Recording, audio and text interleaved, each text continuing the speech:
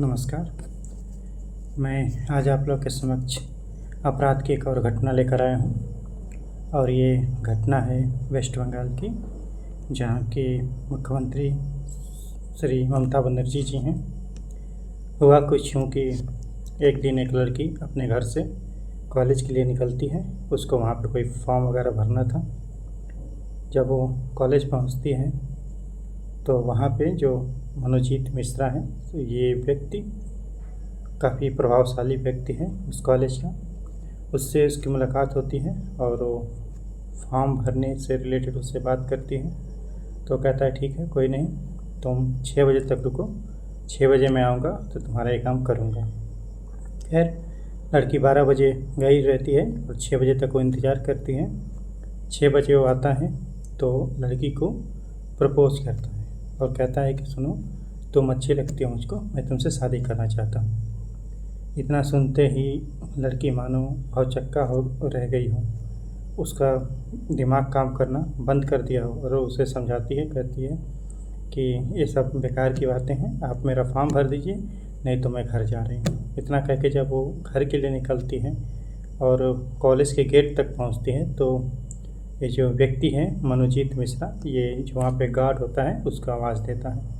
खैर, गार्ड जो है गेट को बंद कर देता है और फिर मनोजीत मिश्रा और इसके 2 साथी और उस लड़की को पकड़ करके उस गार्ड का जो रूम होता है उस रूम में ले जाते हैं। उस रूम में ले जाने के बाद उसको हाथी से मारते पीटते हैं। उसको ये भी धमकी देते हैं कि तुम्हारा बॉयफ्रेंड जो है उसको भी हम लोग मार देंगे, तुम्हारे माँ बाप को भी पुलिस के हवाले कर देंगे।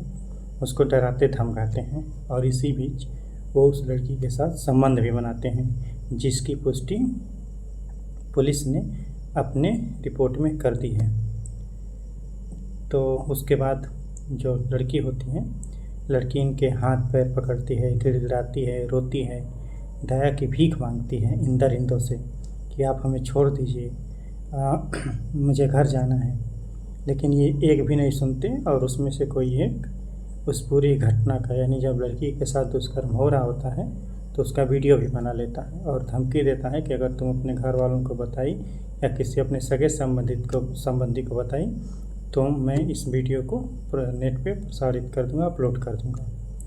उसके बाद किसी तरीके से लड़की उन दरिंदों के चंगुल से छूट के अपने घर पहुंचती है और अगले दिन वो सारा घटनाक्रम की जानकारी अपने घर वालों को देती है। फिर घर वाले पुलिस में पहुंचते हैं। फिर पुलिस एफआईआर वगैरह दर्ज करके इन तीनों को गिरफ्तार करती है और गिरफ्तार करने के बाद उनको अदालत के सामने पेश करती है, जहां पे अदालत ने उनको 4 दिन की पुलिस रिमांड पे भेज दिया है। इसमें जो मनोजीत मिश्रा है ये पहला आरोपी है, प्रमुख आरोपी यही है। इसके बारे में कहा जा रहा है कि इसके संबंध टीएमसी से हैं और ये काफ़ी प्रभावशाली है। ये दूसरा जो है उसका नाम है जेब अहमद, तीसरा का नाम है प्रमीत। ये 3 हैं। सोचने वाली बात है कि इसमें से जो तीनों हैं वो उस लड़की से सीनियर हैं, यानी जूनियर कोई नहीं है। ये तीनों उससे सीनियर हैं। खैर, ये घटना का भी तूल पकड़ा और आज पूरे देश में सारे मीडिया चैनलों पर इसकी बात हो रही है। नेशनल ह्यूमन राइट कमीशन ने इस घटना की रिपोर्ट मांगी है और पुलिस से 3 दिन के अंदर उचित कार्रवाई करने के निर्देश भी दिए हैं। आज की घटना में जो है पुलिस ने जो वो गार्ड था उसको भी गिरफ्तार किया है और उससे भी पूछताछ जारी है, लेकिन वो कुछ बताने से साफ साफ इनकार कर रहा है। वो किसी का नाम ले नहीं रहा है पुलिस के मुताबिक। आज की घटना ये है। आज की घटना पे आप ध्यान दीजिए तो आपको समझ में आएगा कि जो मनोजीत मिश्रा है, ये आदमी जो है, ये आदमी उसी कॉलेज में 2022 में टीएमसी का छात्र संघ का जो चुनाव था उसमें अध्यक्ष भी रहा है और इसका उस इलाके में काफ़ी प्रभाव है। एक बात और, इस आदमी का जब आप फ़ोटो देखेंगे तो उस फ़ोटो में इसके चेहरे से कहीं नहीं आपको लगेगा कि ये आदमी ऐसा कुछ कर सकता है। तो एक चेहरे के पीछे कितने चेहरे हैं ये कोई नहीं जानता, इसीलिए हर चेहरे से सावधान रहे, चाहे वो जितना भी मासूम क्यों ना हो।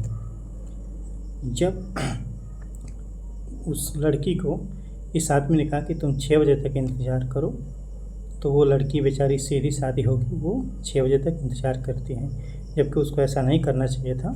और उसको या तो किसी को फ़ोन करके बुला लेना चाहिए था, या फिर उसको कह दी होती कि ठीक है हम कल आएंगे, लेकिन वो शायद भाप न पाई हो पूरा सिचुएशन कि चीज़ें होने क्या वाली हैं उसके साथ। माफ़ कीजिएगा। तो ये जो घटना है अभी की, ये जो लड़की थी ये लॉ की स्टूडेंट थी, और ये एक घटना और जो पिछले साल हुई थी 9 अगस्त 2024 को, उसको याद दिलाती है, जिसमें डॉक्टर से दरिंदगी की गई थी, उसका भी दुष्कर्म किया गया था, फिर उसकी हत्या कर दी गई थी और उसमें काफ़ी बवाल मचा था। देश भर में उसके खिलाफ़ प्रोटेस्ट हुए थे, हर एम्स में, हर हॉस्पिटल में डॉक्टरों ने उसके खिलाफ़ प्रदर्शन किया था। लेकिन इतना बड़ा प्रदर्शन होने के बाद, इतना बड़ा दबाव सरकार पे बनने के बाद भी ऐसी घटनाएं बंगाल में हो रही हैं और लगातार इसका रिपोर्ट आ रहा है। ये काफ़ी दुखद है।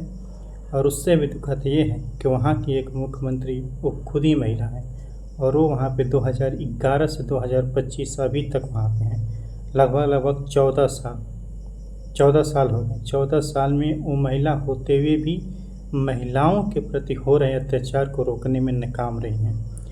इसी तरीके से घटना आपको याद होगा तो कुछ दिन पहले बंगाल से भी 24 परगना ज़िले से आई थी।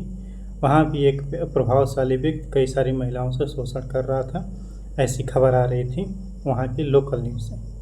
तो पूरे बंगाल में ये क्या हो रहा है, काफ़ी चिंता की बात है। और सबसे हैरानी की बात है कि मीडिया का एक वर्ग ये है, वो बंगाल में कुछ भी हो वो वहाँ की घटनाओं को प्रकाशित ही नहीं करता, बताता ही नहीं, लिखता ही नहीं कहीं पे। पता नहीं उसको क्या समस्या है। और जो ये कुछ मीडिया के कुछ ऐसा वर्ग है जो हर मुद्दे को राजनीति के चश्मे से देखता है। ऐसे लोगों को भी अपने आप अपने गिरबान में झांक के देखना चाहिए और शर्म करना चाहिए। घटना चाहे जहाँ की हो, घटना होती है। खैर, यहाँ पे और एक बात की, नेशनल ह्यूमन राइट कमीशन ने रिपोर्ट मांगी है। स्टेट ह्यूमन राइट कमीशन क्या कर रहा है, उसने कोई एक्शन लिया ही नहीं अभी तक, जो खबर आ रही है उसके अनुसार। और जो इस घटना से जो चीज़ें सीखने वाली हैं वो ये कि भैया, मैं हमेशा कहता हूँ, पता नहीं लड़कियाँ, मुझे समझ में नहीं आता एक बात, कि खुद को कमज़ोर क्यों समझती हैं, गिड़गिड़ाती हैं, रोती हैं, बिलखती हैं। अरे भाई ठीक है, तुम भी रजिस्ट करो, मारो उसको, सेल्फ डिफेंस की ट्रेनिंग लो। तो घर में दब के रहना, समाज में दब के रहना, बाहर दब के रहना, 2-4 दरिंदे घेर लिए तो उनसे लड़ नहीं पाना। मैं मानता हूँ कि लड़कियाँ शारीरिक रूप से कमज़ोर होती हैं, लेकिन अपना लड़ो तो भाई, गिड़गिड़ाना थोड़ी है किसी के सामने। और गिड़गिड़ाओगी तो ऐसे दरिंदे अपने हवस का शिकार मासूम लड़कियों को बनाते रहेंगे। मैं लड़कियों से खास करके कहना चाहता हूँ कि आप मजबूत बनिए, किसी के सामने गिड़गिड़ाइए मत, खुद को कमज़ोर मत समझिए, और ऐसे दरिंदों को सबक सिखाइए, लड़िए इनसे। हालांकि अब ये जो घटना हुआ है काफ़ी दुखद है, और इस घटना में आगे जो भी रिपोर्ट होगी हम उसके बारे में आप लोग को अवगत कराते रहेंगे। अभी के लिए बस इतना ही। बहुत बहुत धन्यवाद।